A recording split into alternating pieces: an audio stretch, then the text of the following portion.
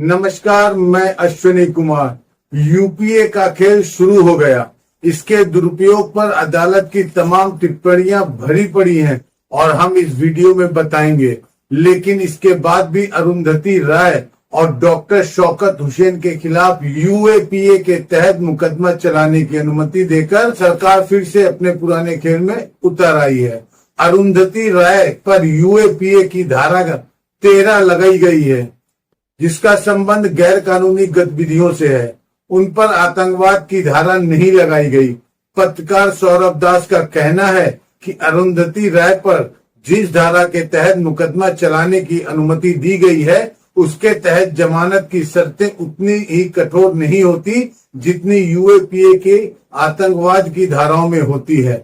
लेकिन हम यह भी जानते हैं कि यूएपीए का दुरुपयोग किन धाराओं में ज्यादा हुआ है और अब यह कानून किस लिए जाना जाता है। धाराओं और प्रावधानों से ज्यादा महत्वपूर्ण है इसकी छवि, कठोर प्रक्रिया और दुरुपयोग। 14 साल पुराने मामले में एक लेखिका के खिलाफ इस कानून की धाराओं का इस्तेमाल करना बता रहा है कि अरुंधति राय के प्रति स्टेट और स्टेट का राग अलापने वाले मीडिया की सोच न बदली है न बदलेगी। तब भी जब केरला के मीडिया चैनल से लेकर पत्रकार सिद्दीक कंपन के मामले में सुप्रीम कोर्ट यूपीए के दुरुपयोग पर कितना कुछ कह चुका है, इसके बाद भी कुछ नहीं बदल रहा। दिल्ली पुलिस ने कारवां पत्रिका के 3 पत्रकार को 4 साल के बाद यह जानकारी दी कि 2020 से उनके खिलाफ गंभीर धाराओं के तहत एफआईआर दर्ज है। कई बार लगता है कि अदालतों की टिप्पणियां सरकार के लिए नहीं होंगी, वरना कुछ तो असर होता। सैकड़ों चैनलों और अखबारों में लिखे जा रहे एक एक शब्दों को गुलाम बनाने के बाद भी उसे कुछ आसान शब्दों से, चेहरों से इतनी नफरत है कि उनका लिखा जाना, उनका बोला जाना उसे आतंकवाद नजर आता है। अरुंधति राय और प्रोफेसर हुसैन, यह दोनों के मामले दिल्ली पुलिस के कार्य क्षेत्र में आते हैं और दिल्ली पुलिस केंद्रीय गृह मंत्रालय के तहत आती है। वही मंत्रालय जिसका जिम्मा एक बार फिर से अमित शाह के पास है। चुनाव के ठीक पहले ब्रिटेन के अखबार गार्डियन ने अमित शाह पर अपनी देव की विस्तृत रिपोर्ट छापी। इस लेख में अरुंधति राय का एक बयान है जहां उन्होंने कहा खुदी में आकर्षण है और उनके बारे में सबसे खतरनाक बात शायद यही है, मगर हमेशा एक तार वाला साज है जिससे सिर्फ डर का सुर निकलता है। अंग्रेजी का उनका वाक्य इस तरह से है, Amit Shah is a single string instrument, the only note he can strike is fear. लगता है फिर से उसी तरह का एहसास कराने का खेल शुरू होने जा रहा है। अरुंधति राय के मामले में 2010 में दायर एफआईआर के आधार पर दिल्ली पुलिस को कार्रवाई करने की अनुमति दी गई है। सुशील पंडित नाम के कश्मीरी सामाजिक कार्यकर्ता ने 28 अक्टूबर 2020 को एक एफआईआर दर्ज कराई। इसमें उन्होंने 21 अक्टूबर 2010 के कार्यक्रम का जिक्र किया, जिसमें अरुंधति राय और शेख शौकत हुसैन के दिए गए बयानों का हवाला है। एफआईआर में कहा गया है, इस कार्यक्रम में ऐसे मुद्दों पर बात की गई जो कश्मीर के भारत से अलग हो जाने से जुड़े थे। इस एफआईआर में अलगाववादी नेता सैयद अली शाह गिलानी और दिल्ली यूनिवर्सिटी के प्रोफेसर SAR गिलानी के नाम भी शामिल था। दोनों अब इस दुनिया में नहीं है। मीडिया रिपोर्ट में लिखा है कि सुशील पंडित की एफआईआर के अनुसार इस कार्यक्रम में अरुंधति राय ने यह कहा कि कश्मीर कभी भी भारत का हिस्सा नहीं था। भारत की सेना ने इस पर जबरन कब्जा जमाया हुआ है और भारत से जम्मू कश्मीर की आजादी के हर संभव प्रयास किया जाना चाहिए। इस मामले में पिछले साल अक्टूबर में उपराज्यपाल VK सक्सेना ने आईपीएस की 3 धाराओं के तहत मुकदमा चलाने का आदेश दिया। 14 सालों में कश्मीर का स्वरूप कितना बदल गया। इस अनुच्छेद 370 के बारे में कहा जाता रहा कि वह कश्मीर को भारत से अलग करता है। उसी के बारे में सुप्रीम कोर्ट ने कहा है, वह जम्मू कश्मीर को किसी भी प्रकार की आंतरिक संप्रभुता नहीं दे रहा था। लेकिन आपको इतना बड़ा झूठ बुलवाया गया, बताया गया और यह अपराध नहीं है। 10 साल से कश्मीर में विधानसभा का चुनाव नहीं हुआ। सरकार के पास कश्मीर के बारे में कहने और करने के लिए कितना कुछ है, मगर 14 साल पुराने बयान को एक बार फिर से घुमाया जा रहा है ताकि कश्मीर से जुड़े बाकी सभी सवालों से ध्यान हट जाए। दिल्ली के उपराज्यपाल को जनता का काम छोड़कर, पानी का संकट छोड़कर, बिजली का संकट छोड़कर अरुंधति राय की लिखी किताबों को अब पढ़ ही लेना चाहिए। उनमें जरूर कुछ ना कुछ ऐसा मिल ही जाएगा। अगर शब्द ना मिले, वाक्य ना मिले, तो क्या पता कॉमा मिल जाए, फुल स्टॉप मिल जाए, सेमीकोलन मिल जाए, जिससे देश के लिए खतरा बताकर अरुंधति राय पर यूएपीए का मुकदमा चलाया जा सके। अगर जांच एजेंसियों के अफसर को अंतरात्माएं इन दिनों उदास रहने लगी हैं, तो उन्हें मिनिस्ट्री ऑफ एटमोस्ट हैप्पीनेस जैसी किताबें पढ़नी चाहिए। मगर माय सीडीसीएस हार्ट में तो पक्का कुछ ना कुछ मिल जाएगा, जिसे लेकर अरुंधति राय पर यूपीए के तहत मुकदमा चलाया जा सकता है। अफसर लंच टाइम में इस पर विचार कर सकते कि किसी का दिल देशद्रोही कैसे हो सकता है। दिल से तो गुलाब का फूल खिलता है। इस बात को लेकर अफसर लंच के बाद अपनी फाइलें मोटी कर सकते हैं कि दिलों का सीडीसीएस होना संप्रभुता के लिए खतरा है। इसलिए देशद्रोह की धारा के तहत लेखिका के खिलाफ मुकदमा चलना चाहिए, और कुछ नहीं तो अलजेब्रा ऑफ इन्फिनाइट इनजस्टिस में तो कुछ ना कुछ मिल ही जाएगा। जिस देश में 5-5 साल जेल में रहने के बाद जमानत मिलती हो, इतने साल जेल में रखा जाता हो और जमानत मिलते समय कहा जाता हो पर्याप्त सबूत नहीं है, उस देश में लेखिका अन्याय को अनंत कैसे कह सकती है। 10 साल बाद न्याय तो मिलता ही है, तो उन पर अब चलाने का अधिकार हो सकता। और अगर सरकार ने तय कर लिया है कि वह कविताओं और कहानियों में आतंकवाद ढूंढ कर रहेंगी, उनके लेखकों को जेल में बंद करेगी, तो फिर उस सरकार के लिए प्रार्थना की जा सकती है। आम जनता को समझना चाहिए कि ऐसे लिखने वाले नहीं होंगे तो फिर आप अपने बच्चों को पढ़ा लिखा बनाने का सपना नहीं देख सकते। अरुंधति राय ऐसे लोगों के बिना समाज बौद्धिक गुलामी में जीने लग जाता है। अरुंधति राय ने जो लिखा है, जो बोला है, वह सब उनके लिखने और बोलने के दिन से इस धरती पर मौजूद है, और उसकी वजह से इस धरती पर कहीं भी अशांति, धार्मिक शत्रुता नहीं फैली है, न किसी मुल्क की संप्रभुता को खतरा पहुंचा है।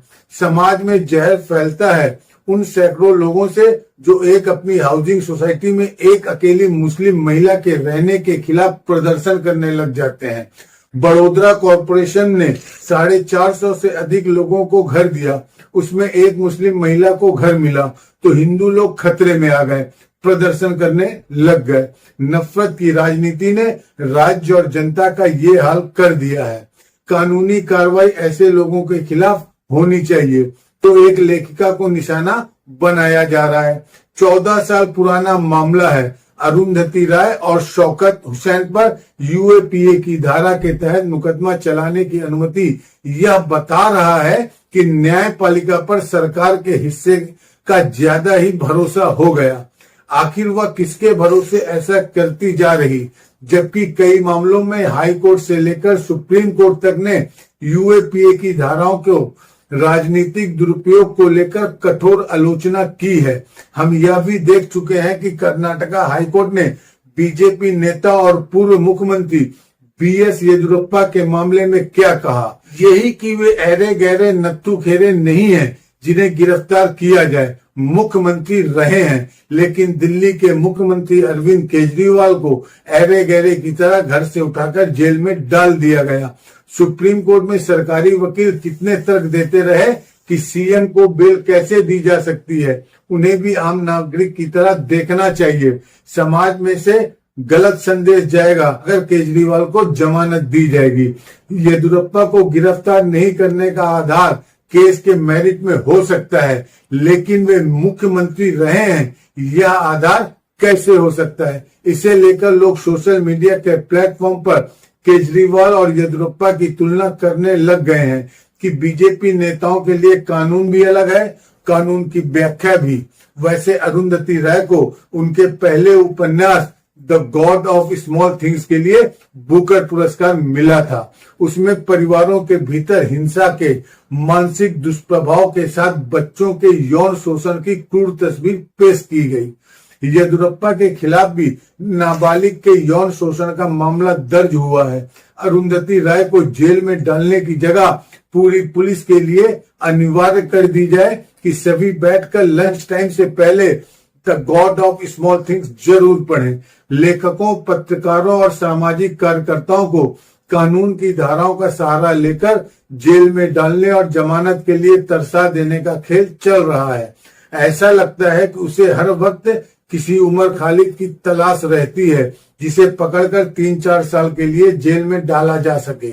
दुनिया का यही इतिहास इन बातों से भरा पड़ा है, जहां कोर्ट के भीतर बैठे लोगों का सहारा लेकर कानून की धाराएं बदलकर नए कानून बनाकर समाज पर हमला किया गया है। हमने देखा कि कोलकाता हाईकोर्ट के जज रिटायर होने के अगले दिन बीजेपी में शामिल हो गए। एक जज आरएसएस में लौटने का ऐलान करने लग गए। प्रोफेसर अल्पा शाह ने भीमा कोरेगांव केस पर मोटी किताब लिखी। 500 पन्नों की किताब हार्पर कॉलिंस से छापी गई है और इंटरनेट से मंगाई जा सकती। जरूर पढ़िए ताकि आपको पता चले कि आम लोगों, सामाजिक कार्यकर्ताओं, वकीलों, लेखकों, शिक्षकों को रातों रात गिरफ्तार कर सालों साल के लिए जेल में डाल देना, ऐसा करके देश भर में डर का साम्राज्य बड़ा करना कितना आसान है और दमन की नीतियों को किस तरह से आप साध लिया गया है। स्टेट के भीतर एक अन्य स्टेट का गठन जैसा हो गया है, जिसमें तरह तरह के तिगड़म लगाकर डर को लोगों के भीतर स्थापित कर दिया गया। लोगों ने इसके बारे में बोलना बंद कर दिया। जब जनता के बीच से जनता के लोग उठाकर जेलों में डाले जाएंगे तो बहुत कम आवाजें थी जो सड़कों पर और जेलों के बाहर सुनाई देती हैं। हर गिरफ्तारी के बाद कब्रिस्तान की चुप्पी पसर गई और ज्यादा गहरी होती गई, मगर इस चुप्पी को चीरती हुई कुछ आवाजें ऐसी थी जो सुनाई देती रही।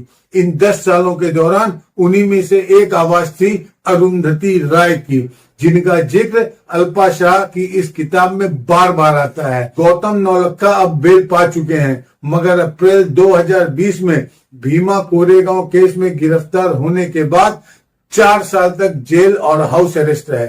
उनकी गिरफ्तारी का ब्यौरा देते हुए अल्पा शाह ने लिखा कि गौतम उस केस में गिरफ्तार अन्य लोगों से अलग पृष्ठभूमि के व्यक्ति रहे।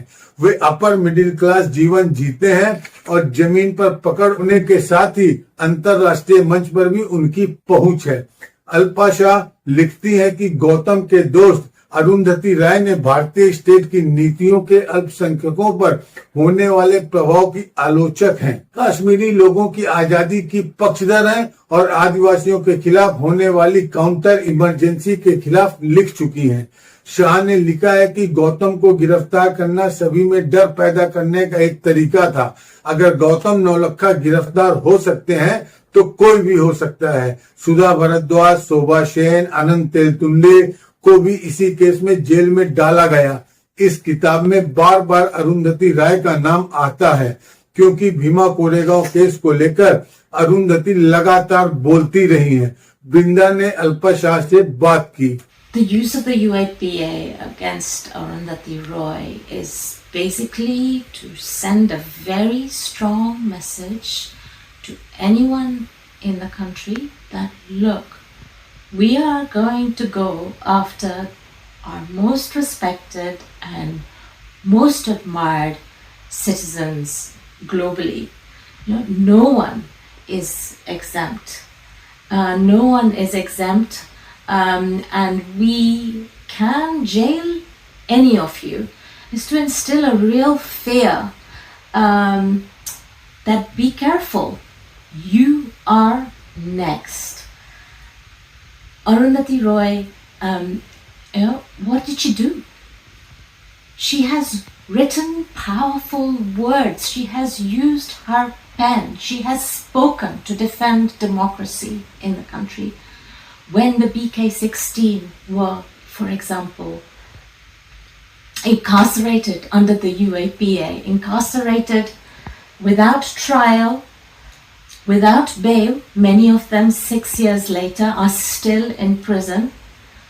Arundhati Roy was one of the few people that dared to speak out in their defense, And this action is basically to say that you think we didn't get our majority, so what, We are back and we are stronger than ever.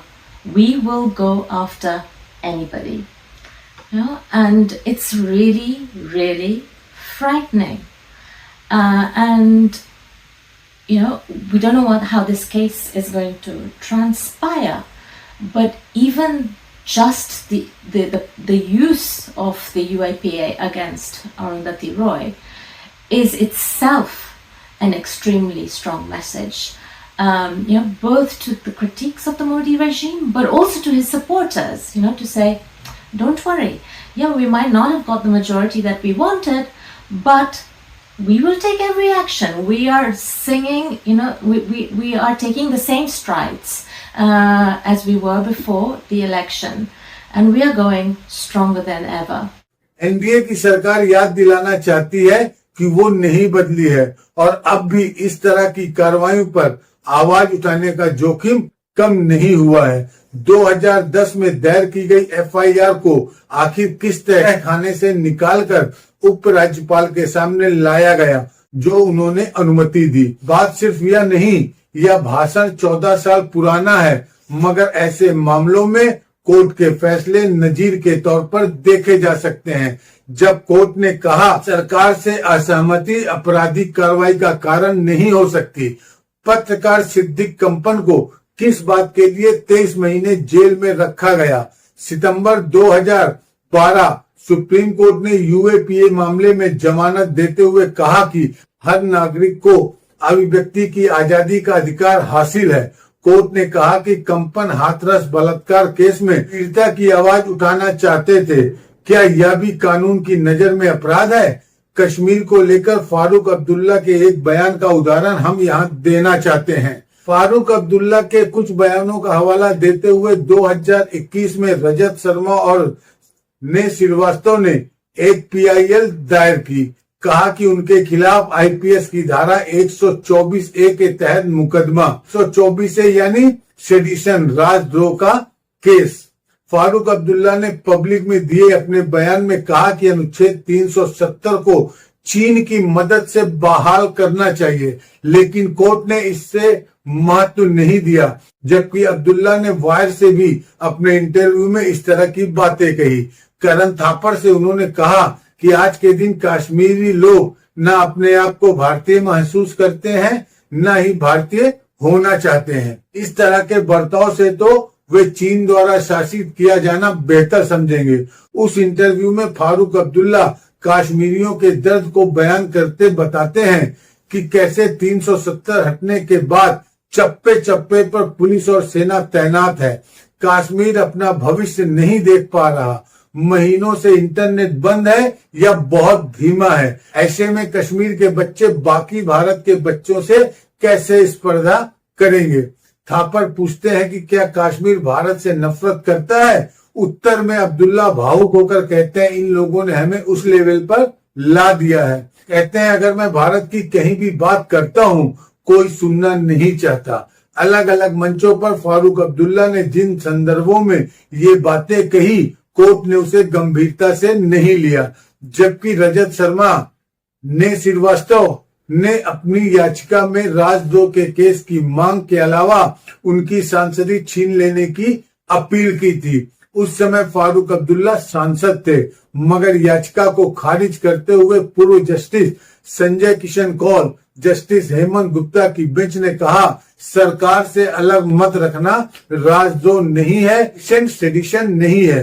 Court ने यह भी कहा, याचिकाकर्ता ने अपने इस आरोप को सब्सटेंशिएट नहीं किया कि फारूक अब्दुल्ला ने भारत की निंदा करने के लिए चीन और पाकिस्तान का सहारा लिया। कोर्ट में याचिका खारिज करने के अलावा याचिकाकर्ता पर 50,000 का जुर्माना लगाया था।